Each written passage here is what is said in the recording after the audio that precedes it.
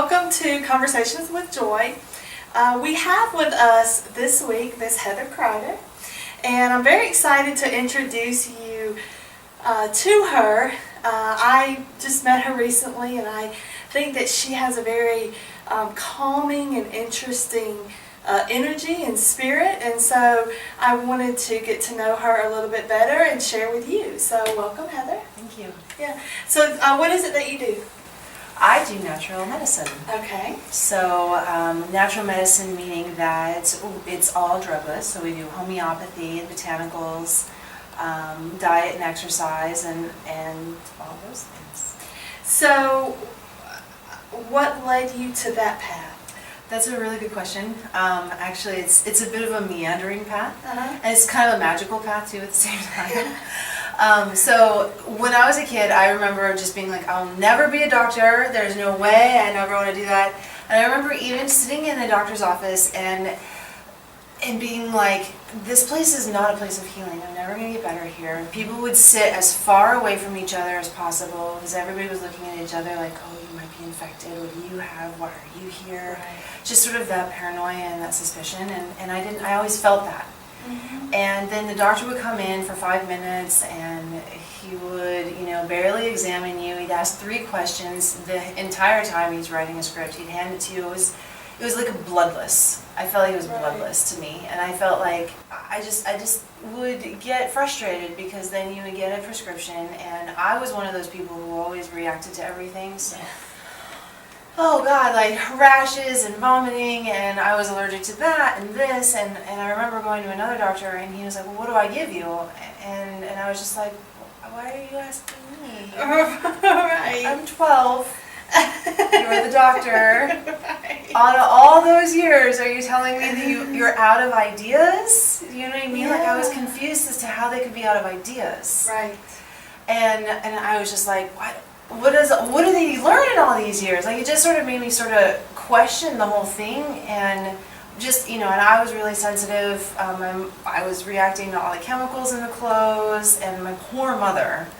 Mm-hmm. Yeah. It's just like I've got this canary as a daughter, and like we knew, oh, food colorings, can't do that, and and this was like in the 70s and 80s, so it wasn't really popular yet. Now we're kind of like starting to learn this. And then in college, I got a sore throat, and I decided I'm not doing any more antibiotics. They're ridiculous anyways. I only get a sore throat after they're done. And I just started taking a lot of garlic and doing vitamin C and doing a bunch of different things. And then I got better, and it didn't come back. Which I was like, oh, maybe there's something to this. And then I got a sinus infection. And this was many, many years later. So I hadn't gotten anything. And in high school, I was getting sore throat after sore throat after sore throat. And then of course, like when the antibiotics don't work, it sort of makes you feel like there's something wrong with you. Yeah. And you're just like, why do I have so many sore throats? Why do I have to be on antibiotics? Are you telling me that my body is so susceptible to the world that I can't live off of antibiotics? So then there's sort of this thing like, what's wrong with me? Right. And then you start to say like, what's health? What is it? Like, God, I feel like crap from this antibiotic to that antibiotic, and I don't even feel good on them, and I feel worse after the antibiotics. So it's just like, is health just the absence of illness? Yeah. Or is it something more that we're not even striving for anymore? Yeah. So those were the big questions, even as a teenager, to ask. Yeah. I think because I started just watching the whole experience of it, and then knowing that I can't be alone. Everybody else is doing this too. I know I'm not the only person who's having these questions, maybe. So then I got a sinus infection, and I went to a nurse practitioner. Is this too long of an answer? No, absolutely. I went to a nurse practitioner, and she was like, okay, here's some Claritin. And I'm like, it's not allergies. Right. I don't have allergies. And she's like, well, I don't know, it takes some Claritin. I'm like, how do you not know? Isn't this your bread and butter? Isn't this what you do every day? I mean, are you telling me like, it's not like I'm coming in with lymphoma. Right. I just have a sinus infection. So my friend and I, we went and bought a natural healing book, and literally we sat down and made it all systematic, and like, okay, we're going to take this and that and this, and we read all this kind of stuff. And I followed it to the T, and I got better. So then I was like, okay. And then I started really getting sort of interested in herbs and all that kind of stuff, and made a wish. This is where it gets kind of magical. Mm-hmm. I made a wish while I was in a co-op, and they had this beautiful aisle, and then all these like herbs and these clear glass jars. I had no idea what most of them were. I knew mint, and I knew like a couple of them. Like, well, I can buy some of this. And sometimes I'd buy things that I didn't even know what they were, and just try it out, and then I'd study it and I'd read it. All the while, I'm in college and I'm studying molecular and cellular biology. And I wanted to sort of marry the two worlds. Then I got invited to go to Indonesia, where we went into Borneo, which is really crazy. We took this 8-hour boat ride into the jungle, and then another 4-hour jeep ride into the jungle. Oh my goodness. And so we're like deep in the heart of Borneo, like in Kalimantan. And there's like monkeys, and there's, like you gotta watch for cobras, and like, all right, I'm here. And when I was out there, like I kind of realized that all of my college education didn't really leave me with any information. Like if I got dropped in the middle of the jungle, I'd die. Yeah. Like I kind of knew that.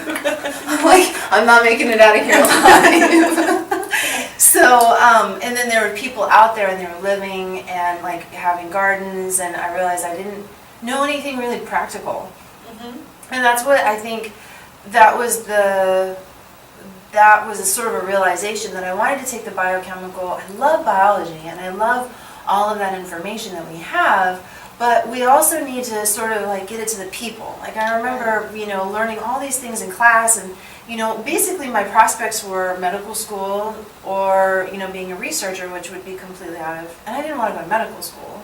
Because I saw all the people in the libraries, and they were like sleeping under the desk, and I'm like, how is that healthy?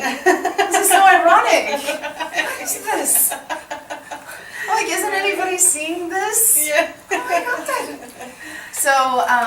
So I decided not to do that, and so then I got back, and I was just sort of like lost, right? And so I started working in a plant sciences department. So we did like research on cotton, and I'm telling you, it was a meandering path. And I started working, like I needed to do a supplemental job, so I was working as a bartender, and this person comes in, and he was like, oh my gosh, and he's just this random conversation. It was kind of a quiet night. And he's like, I have to tell you something really amazing. I just went to a lecture with a naturopath, and she's changed my entire life. It really makes sense. And it was so important to him that he actually wrote it down on a cocktail napkin. And it was naturopathic family physician. And as soon as it hit my hand, it was like the universe was like, okay, we keep telling you over and over and over, but we'll write it down for you. So as soon as it got into my hand, I'm like it was, I don't know, it was nothing like, and then basically every step I took from there on was applying for that. And actually at the time, I had 2 applications for a graduate school sitting on the table with the checks and the signature and the stamp and everything, and they'd been sitting there for weeks, and I hadn't ever gotten them to the mailbox. And I'd walk by and I'd look at it, and I'd be like, oh, I need to get that in the mail. I need to get that in the mail. For some reason, like, it was just holding me back. It wasn't exactly perfect, and I didn't want to waste my time on that, so it was kind of just like waiting to figure it all out. So how does that happen? Like, is there a school for that? Like, Yes. There's a school for naturopath. And so then, how long is the school? So it's between 4 to 6 years. In addition to your undergraduate? Yes.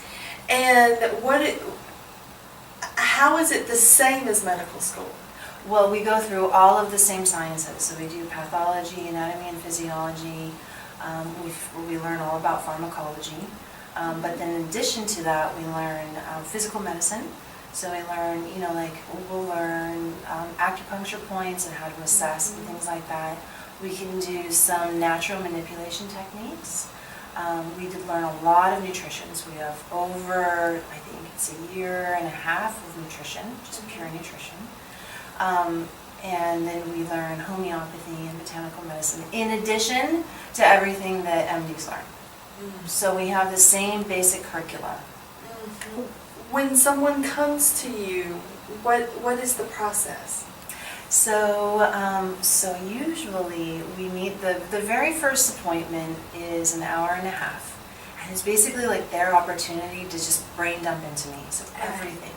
And I'm interested, I do homeopathy as one of my primary aspects of healing, and then I flesh it out with natural things. So if someone comes to me and they have, you know, a terrible diet and they have gastrointestinal issues, of course it's their diet, right? But we can treat so many deep things with homeopathy. So I do a head-to-toe assessment, you know, headaches, any head trauma, any, you know, dizziness, anything like that, any eye symptoms, throat symptoms, chest symptoms, heart symptoms, GI symptoms, all of that kind of stuff. All of it's pertinent. You know, even is hot and cold, day or night, are you know, sleepy all day, awake all night long, all those kind of things. Mm-hmm. So it's not just treating the disease, it's treating the person. Mm-hmm. Most doctors will even tell you, like I met with a cardiologist and he said for everybody their angina, their chest pain, it's very personal for them. And they recognize it, right? Because everybody has a little bit of a variation. Even though it's under the one diagnosis, it's all a little bit different. We find that we have ways to treat those differences. Mm. And all of those things, like we have probably like 100 different remedies for angina alone. And that's where the details and the precision come in. So it's not just like we give somebody a pill because they have a symptom. That's not what we want to do. We want to actually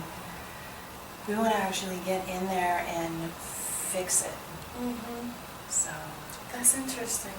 So then your prescriptions are probably change your whole life, right? Change everything you eat, change it, you know, like that kind of stuff? Yeah, sometimes, and you know, there's a lot of people who come in and they have great diets and they're exercising and yet they still feel bad. Like I actually have 2 people who are personal trainers as patients. Mm-hmm. And it's not like you've done anything wrong. Sometimes it's something that you've inherited. Yeah. And so a lot of times people will be like, well, I eat everything, what am I doing? And they have this guilt. And it's not. It's, you know, it's such a fascinating science. I love it. Yeah. It's something that you could even have inherited from great-great-great-great-grandpa. Mm-hmm. And it just gets passed down and they're like, oh yeah, it runs in the family. Well, it doesn't have to. Mm-hmm. We can actually like change the foundation, right? So if your foundation has got cracks in it, what we try and do is sort of make it to where your foundation is solid, and ideally this happened before you had kids. So then it just like gets better and better and better for your family history. Mm-hmm. And working with me, it's sort of more like a relationship. So it's not just a one-time deal. You come in and you never come back again. We do follow-ups because it's interesting. There's a lot of times there's layers. Mm-hmm. So I'll give you one example. This is a really good example. This lady came in and she had a miscarriage. Mm-hmm. Her husband was very, very sad and she was very sad. But she wouldn't allow herself to be sad because her husband was so sad. Mm-hmm. But she came in and she's like, I'm not sad, but yet her voice sounded like she wanted to cry. Mm-hmm. And she was having this lump right here, which we call globus hystericus, which is it's where your emotions kind of get stuck in your throat. And I gave her a remedy for grief. And then she came in next and she was like, wow, I feel a lot better. I really had an open and honest conversation with my husband. So it's really not like, you know, homeopathy takes the problems of your life away, but a lot of times it helps you find an avenue that you can make peace with it or work with it, or even give you the courage to have the conversation that you need. Mm-hmm. So she had this very open-hearted conversation with him, and he was like, I didn't know any of this stuff. I didn't know you were feeling like this. And then the next one, she said she was having some seatbelt issues, so it was like constricting right here. Mm-hmm. It was very heavy. So I gave her another remedy because this is a deeper layer of grief. Mm-hmm. So she had grief here and she had grief here. Mm-hmm. 2 levels. This is a lot. So we have to first take this grief away, and now she still has this, so then we gave her another remedy. And so then she what is a remedy for grief? Right. Oh, such questions. It's really interesting. So so there's 3 or 4, there's a lot of grief remedies. And they're all different, right? So Yeah. one is a flower, like there's several flower remedies. And That you ingest? yeah, it's Okay. so it's via homeopathy. Uh-huh. So going into homeopathy, what is homeopathy, right? That's Right. the big question. So homeo means alike and pathy means suffering. So in Western medicine, it's allopathy or opposite suffering. So a way that you would differentiate these two medicines is that, and you're not actually supposed to call homeopathy medicine, but it really is. Yeah. So allopathy, if you have a fever, you take an antipyretic to bring it down, so it squashes it down. That's opposite healing. Homeopathy, so in homeopathy, the way it was discovered was in the 1800s by a man named Samuel Hahnemann, and he was a German physician at the time. And he had discovered that taking something would give him the same symptoms as malaria. He ingested something called cinchona. They were using cinchona to undo the effects of malaria. So when he took it, he actually, by taking the crude form of the leaf, it gave him symptoms of malaria. So he stopped taking it and they went away, he started taking it again and they came back, and he stopped taking it and they went away, he started taking it and they came back. Because he was German, he wanted to make sure it was right. So we had to do it 3 times. Right. So then, how did they figure out which I know. flowers, I mean, you know, like, They do provings. okay. So with some of these like drug remedies, like, okay, mercury, they used to give patients, they used to mercurialize them, Uh-huh. right? So what they would do is basically they give them mercury. Can you believe they used to give people spoonfuls of mercury? I mean, it's just amazing. Yeah. Like when I think about it, I'm like, oh my God, like, oh, it's just so scary. That's how we treated syphilis Yeah. for a long time. And they would give them, like, or inject it, or they'd pour mercury into wounds, or, oh my God, like, they just loved mercury. We still do, for some reason. It's still around everywhere. You're like, why? Like preparation H, Yeah. the H stands for mercury. Oh, HG is mercury. I know. right. So they used to. So we would basically in the like they would keep journals Mhm. and they would give them mercury until they would drool basically. And drooling is one of the signs of needing a mercury homeopathic. So sometimes, like if I'm treating a baby and they're just drooling all the time, like I've seen like kids, or you know, like those old people who they're kind of just out of it and they're just the drool is just coming, you know, the drool, Yeah. the drool. Right. Those people who have like a lot of that, that is a good sign of needing that, even though they may not have mercury toxicity, their body is sort of in a state of that. And so then we give them a homeopathic and it is amazing. It relieves so much suffering. Wow. So then, so they just did it by trial and error, basically. Yeah, and there's certain things in our world. So we have a really interesting remedy. It's called sepia. So they use the ink of a cuttlefish, and you're like, well, how the heck did they decide Figure to that. pull? Exactly. Well, we used to, I guess, like catch these little cuttlefish and squeeze them into ink wells, and then write with that, and then dab out our tongue like that, Right. and then we would get symptoms of that ink.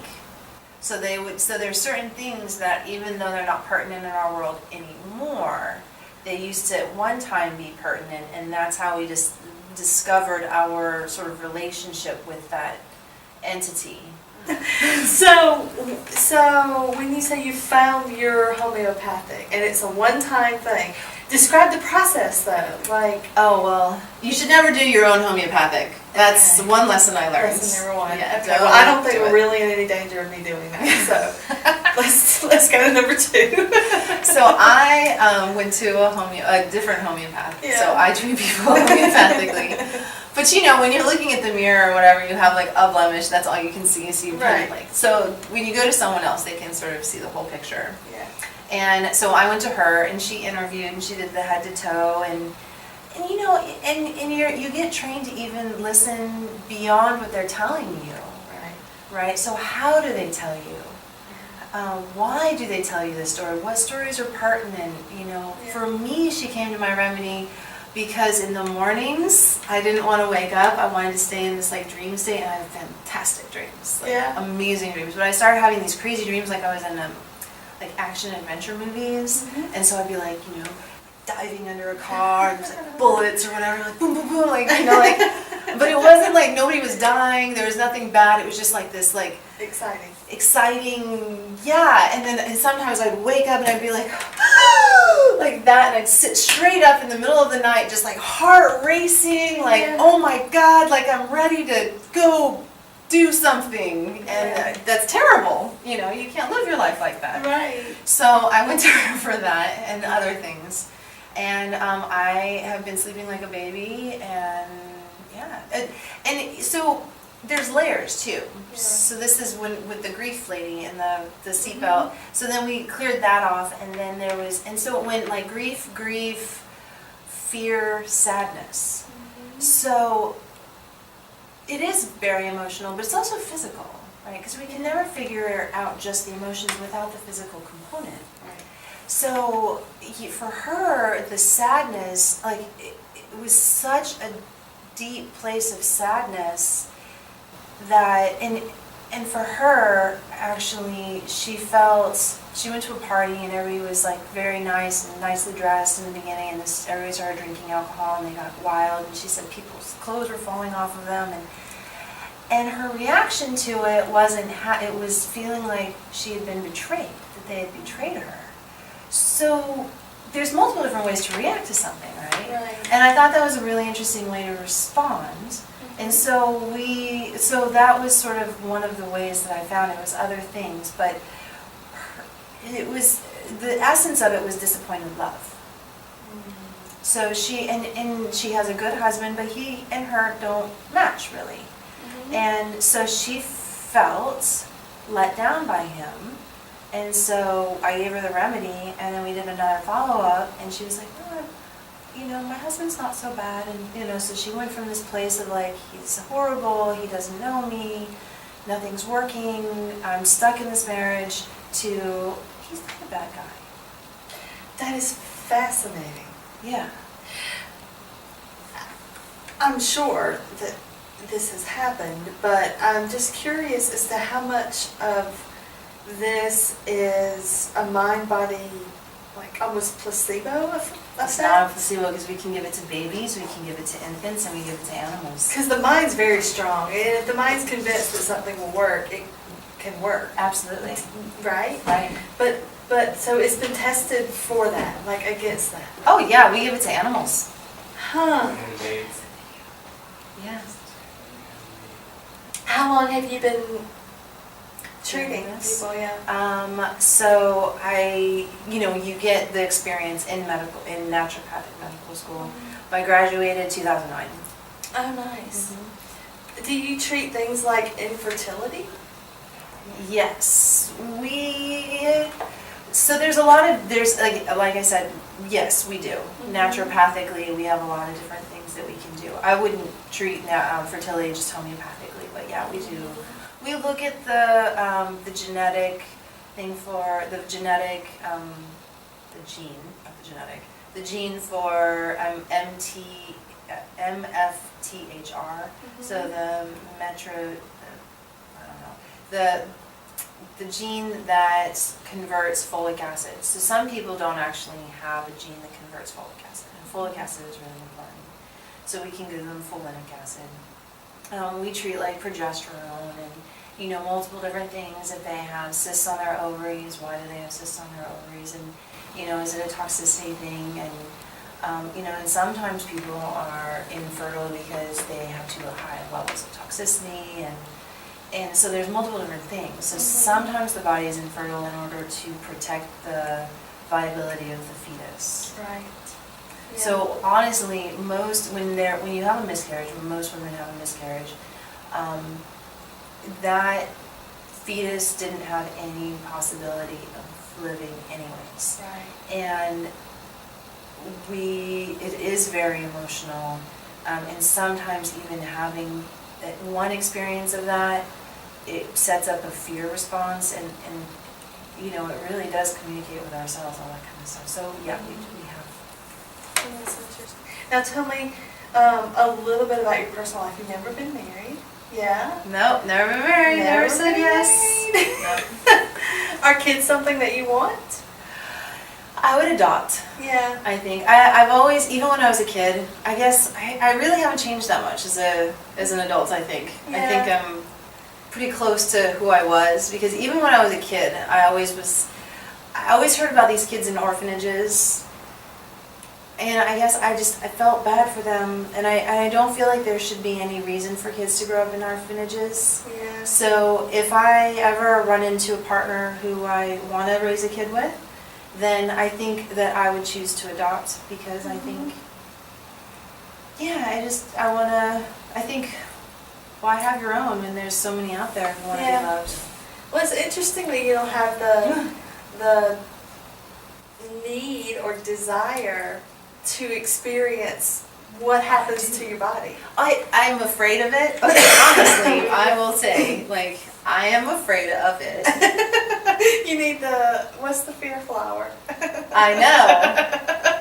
Actually, that was my remedy, was a fear remedy, right? With this, like, waking up in the shock and the fright. It was a fear remedy, so it's interesting. Yeah, I mean, you learn about yourself, especially when you figure out what your own homeopathic remedy is. You're like, oh, all right, interesting. Yeah, that was definitely a big moment in my life. Yeah. Because I'm such, I love homeopathy. I live, breathe, and eat it. And then when you figure out, like, when someone prescribes you a remedy, you're like, really? That one? I didn't think of that one. I didn't think that was my issue. Oh, yeah. Well, that's always the case. Whether it's therapy, when you're going through therapy or anything else, the way our self-perception is often very different than other people's perception or even reality. That freaks me out too, right? because you're looking, when you are talking to somebody, you're looking at them. Yeah. And so you don't really know what you look like. Yeah. When I realized that too, I was like, oh God, I don't know if I'm ready for this. I've been deflecting my entire life. I know. Yeah, I know. I do that too. That's interesting. Yeah. And it's interesting going back to, birth and all that kind of stuff. I was born blue, so I was born unbreathing, so they had to, like, resuscitate me and all that kind of stuff. And interestingly, the remedy that I needed was for being blue. She came to it without me ever telling that. When she told me, she was like, oh. I was like, I was born blue. And she was like, it was just like one of those perfect confirmations where you're like, yeah. So I needed this remedy since I was born. And you're like, wow, that's crazy. So interesting. I know. Well, how did you end up in Orlando? Why here? I got a residency with Dr. Kalidas, and so I spent from 2009, the end of 2009, and all of 2010 at that practice. And then I left and I joined Joyous. Oh, nice. Yeah. Well, you know what? This has been completely fascinating to me, and I thank you for coming and sharing and educating us all a little more on, how to actually solve problems, and instead of patching it with a pill. We try. We do our best. Yeah. Thank you. Thank you so much for having me. Yeah.